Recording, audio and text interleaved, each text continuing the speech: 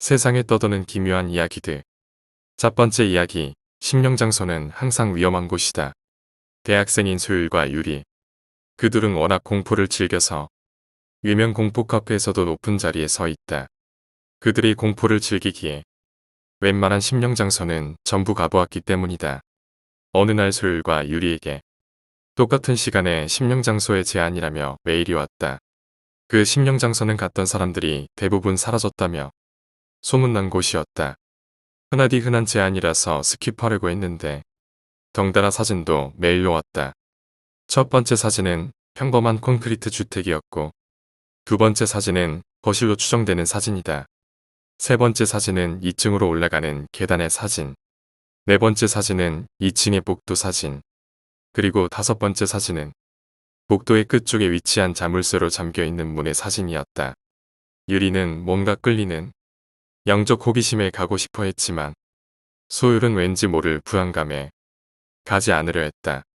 공포를 즐기는 그들이었지만 실제로 그들은 심령장소에서 몇 번이나 빙의 등을 당하며 죽을 위기를 넘긴 것이다. 하지만 유리의 부탁에 어쩔 수 없이 소율은 그 장소로 가게 된다. 8월 15일 무더운 여름 주말이었기 때문에 쉽게 갈 수 있었다. 디지털 카메라와 손전등, 간단하게 먹을 간식들과 필기도구, 여러 장비들과 부적들을 가지고 그 심령장소로 향했다. 그들은 훈령이 가장 많이 나온다는 새벽 2시에 도착했다. 깊은 산속에 위치한 비포장 도로를 지나서 나온 집이었는데 폐가라고 하기에는 마치 누군가가 관리한 것처럼 너무나 말끔했다. 일단 유리는 사진을 찍고 소율은 메모를 해두었다. 손전등을 켜고 정문으로 들어가려 했다. 그런데 문이 열리지가 않았다. 소율과 유리는 힘을 줘서 열려 했지만 도저히 열리지 않았다. 문이 잠긴 것도 아닌데 열리지가 않는다. 왠지 모를 불안감에 혹시나 해서 들고 온 야구 배트를 들고 다시 한번 문에 손을 가져갔다. 낡은 문이 열리는 소리와 함께 아까와는 달리 너무나도 쉽게 문이 열렸다. 소율과 유리는 갑자기 너무나도 쉽게 문이 열려서 당황했지만 이내 손전등을 켜고 안으로 들어갔다. 내부도 집의 외부처럼 매우 깨끗했다. 별다르게 볼 것이 없었다. 1층에는 부엌과 거실, 그리고 안방이 있었다. 1층을 다 둘러본 소율과 유리는 2층의 계단을 통해 올라갔다. 계단에 한 발짝 내디딜 때마다 들리는 끼익거리는 역겨운 소리는 더욱 무서운 분위기를 조성했고 이는 소율과 유리를 더 들뜨게 만들었다. 2층에는 복도와 함께 좌측과 우측에 여러 방들이 있었다. 소율이 좌측 첫 번째 방부터 뒤져보려 하자 유리가 갑자기 말했다. 저기 잠긴 문 쪽부터 가보자. 라는 유리의 말에 소율은 잠긴 문 쪽으로 다가갔다. 문은 자물쇠로 잠겨 있었다. 나무 문이었는데 나무 판자가 이리저리 못으로 박혀 있었다. 마치 절대로 들어오지 말라는 것을 보여주는 것 같았다. 하지만 유리는 문을 부숴버리자며 야구 배트로 문을 이리저리 가격했고 문은 부서졌다. 소율과 유리는 잠긴 방 안으로 들어갔다. 그리고 곧 경악할 수밖에 없었다. 안에는 수많은 사람들의 유골과 피에 젖은 봉지가 가득 있었고 그 한가운데 전등으로 밝혀진 책상이 있었다. 책상 위에는 다이어리 같은 게 올려져 있었다.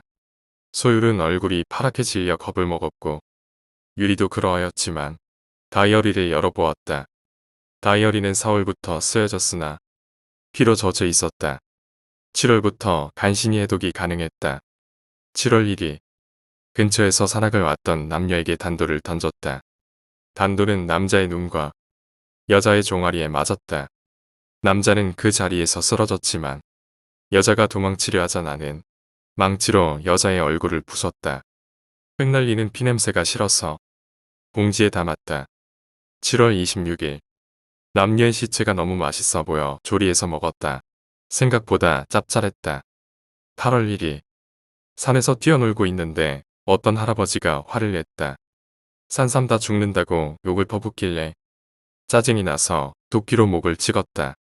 할아버지의 머리가 대굴대굴 굴렀고 나는 할아버지의 머리를 발로 차며 놀았다. 할아버지의 몸은 얼마나 맛있을까? 유리는 매우 충격을 받았다. 이거 신고해야 해. 그리고 일기장을 들자 쪽지가 떨어졌다. 8월 15일. 누가 우리 집에 무단으로 들어왔다. 전기톱으로 갈아서 뭘 해먹을지 고민해야겠다. 그때 2층 복도에서 전기톱 소리가 들려왔다. 두 번째 이야기, 이상한 가게. 나는 잡지 에디터로 일하고 있다. 주로 행사 관련 기사나 음식점 소개 관련 기사를 쓰고 있다. 내가 직접 취재를 부탁할 때도 있지만 독자에게 얻은 정보를 바탕으로 취재에 나설 때도 있고 가게 쪽에서 연락을 취해 기사를 내달라고 할 때도 있다. 그런 경우에는 마음이 내키면 취재하러 가는 것이다. 다만 딱히 가게를 정하는데 기준이 있는 것은 아니고 이 가게라면 기사거리가 있을 것 같다는 감에 따라 움직이는 것이 대부분이다. 마감이 한창인데 일이 일찍 끝나서 한가해진 때였다. 다들 어딘가로 놀러 가거나 취재를 하러 나가서 편집부에는 사람이 거의 없었다. 나는 딱히 어디 갈 곳도 없고 뭔가 재미있는 일이 없을까 하는 생각에 그날 도착한 독자 엽서를 읽고 있었다. 그중 봉투 하나에 사진 한 장과 편지가 들어 있었다.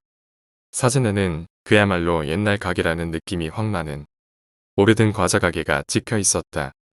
편지지에는 잉크 자국이라고 할까? 쓰고 나서 마르기 전에 손으로 비빈 것 같은 느낌의 더러운 글자로 맛있습니다.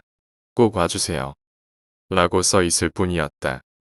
왠지 기분이 나빴지만 한편으로 흥미도 생겼다. 마침 시간도 있겠다 해서 한번 찾아가 보기로 한 것이다. 와주세요. 라고 써 있는 걸 보면 아마 가게 주인이 직접 보낸 거겠지. 편지 봉투의 주소를 보고 대충 위치를 파악한다. 평소에는 인터넷에서 검색이라도 한번 하고 나가지만 그날따라 귀찮았던 것이다. 가게를 못 찾으면 그냥 드라이브를 했다고 치자 하는 가벼운 기분이었다. 1시간 정도 운전해 목적지 주변까지 도착한 나는 근처 슈퍼에 차를 멈추고 걸어서 가게를 찾기로 했다.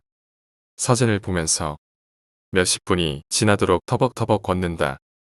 아마 이쯤이다 하고 싶어서 여기저기 둘러보지만 그곳은 그저 한적한 주택가라 과자집 같은 것은 보이지 않았다.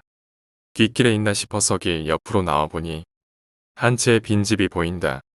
덧문은 닫혀있지만 들은 몹시 황폐해져서 잡초투성이다. 누가 봐도 한눈에 폐가였다. 기분이 나빠져서 눈을 돌리는데 문득 위쪽에서 시선이 느껴진다. 깜짝 놀라 그쪽을 바라보자 2층에 방 하나만 덧문이 닫혀있지 않은 창문이 있었다. 설마 사람이 있는 건가 생각하니 기분이 나빠져서 거기서 벗어나기로 했다. 하지만 한동안 주변을 찾아봐도 사진 속의 가게는 역시 찾을 수 없었다. 그대로 걷는 사이 주소와는 꽤 떨어진 상가까지 와버렸다. 나는 근처 슈퍼에 들어가 주스를 사는 김에 가게 주인 할아버지에게 사진을 보여주며 물어봤다. 할아버지는 사진을 보자 의아하다는 얼굴로 한동안 골똘히 생각하다가 생각이 났는지 외쳤다. 이거 A씨잖아. 그런데 당신은 이 사진을 어디서 난 거요? 라고 할아버지가 물었고 저는 잡지 기자랍니다. 그래서 그 가게를 취재하고 싶어서요. 사진은 그 가게에서 보내줬어요. 라고 나는 답했다. 하지만 할아버지가 말하기에 이 가게는 10년 전에 불에 타버렸다고 한다. 할아버지는 말을 이었다. 그 후에 새로 집을 지어서 누가 이사를 왔었지만 그렇게 이사를 온 사람들마저 얼마 지나지 않아서 다시 떠났고 지금은 빈집이라는 것이다. 빈집. 아까 그 집일까?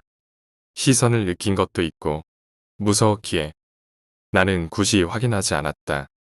할아버지에게 감사 인사를 하고 그대로 편집부로 돌아온다. 편집장에게 경위를 이야기하고 그 편지 봉투를 보여주려고 가방 안을 뒤졌지만 아무리 찾아도 없다. 차 안은 보았나 싶어서 찾아보고 오겠다며 말하는 순간에 편집장이 만류했다. 내가 신입일 때 똑같은 일이 있었어. 취재를 간 건 내가 아니라 내 선배였지만 선배라 나 또한 취재부의 고참에 속하지만 이야기를 들어본 적 없는 사람이었다. 자네는 모르는 분이야. 취재하러 갔다가 돌아오지 못하셨거든. S마을 과자집에 취재를 다녀온다면서 나간 후에 말이지. 그 당시에는 꽤 난리가 났었지. 차를 탄 채 그대로 사라졌으니까 선배도 차도 결국 발견되지 않았어. 나는 선배가 가기 전에 봉투랑 편지를 다 봤었지만 내가 말한 거랑 거의 비슷했어. 혹시 장난일지도 모르지만 더 알아보기에는 예감이 너무 안 좋아. 차 안을 찾아봤지만 편집장님의 말씀대로 그 봉투는 발견되지 않았다. 세 번째 이야기, 창밖의 여자. 매미소리 짱짱하던 어느 무더운 여름날. 나는 방에 앉아서 공부를 하고 있었다. 우리 집은 아파트의 8층이다. 내 방의 창문은 밖과 이어지는 구조였다. 창문 바로 밑에는 책상을 두었다. 이따금 머리가 저려오면 창문 밖을 보면서 시원한 공기를 들이키고 다시 공부를 시작한다. 그날도 어김없이 책상에 앉아 공부를 하던 중 창문을 힐끔 바라보았다. 그 순간 창문 밖에 거꾸로 선 여자와 눈이 딱 마주친 것이다. 순간 놀란 나의 몸은 비명조차 지르지 못해 짧은 시컷만 내뱉었고 그 자리에서 눈을 감아버리고 말았다. 잠시 후에 조심스럽게 눈을 떠보니 창문 밖에는 아무것도 없었다. 혹시나 하는 생각에 창문을 통해 아래를 내려다봤지만 떨어진 여자의 시체는 없었다. 그 순간 오한이 들고 몸이 떨려오는 게 느껴졌다. 내가 헛것을 본 것인가? 아니면 귀신을 본 것인가? 그렇게 한참을 멍하게 있었던 중 문득 나는 방에 설치해둔 CCTV를 발견했다. 요즘 들어 식구들이 자꾸 내 방에 들어오는 것 같아 설치한 건데 이렇게 쓰일 줄이야. 여자가 떨어지던 시점을 찾기 위해 CCTV를 거꾸로 돌려봤다. 동영상이 돌아가다가 한순간 창문 밖에서 한 여자가 거꾸로 떨어지고 있는 것이 선명하게 보였다. 순간 너무 소름이 돋아서 그 영상을 어떻게 하면 좋을까 고민하던 중 얼마 전에 신내림을 받아 무당이 된다던 친구 녀석이 떠올랐다. 나는 그 영상을 들고 그 친구에게 갔다. 나는 무당 친구에게 영상을 보여준 후 어떻게 생각하는지 물어보았다. 그러자 그 친구가 나에게 말했다. 너 이게 왜 여자가 거꾸로 떨어진다고 생각해? 너 지금 영상 거꾸로 돌렸잖아. 그럼 거꾸로 올라오는 여자가 지켜야지. 오늘 이야기는 여기까지입니다. 오늘 이야기가 재미있으셨다면 구독과 좋아요 부탁드립니다. 감사합니다.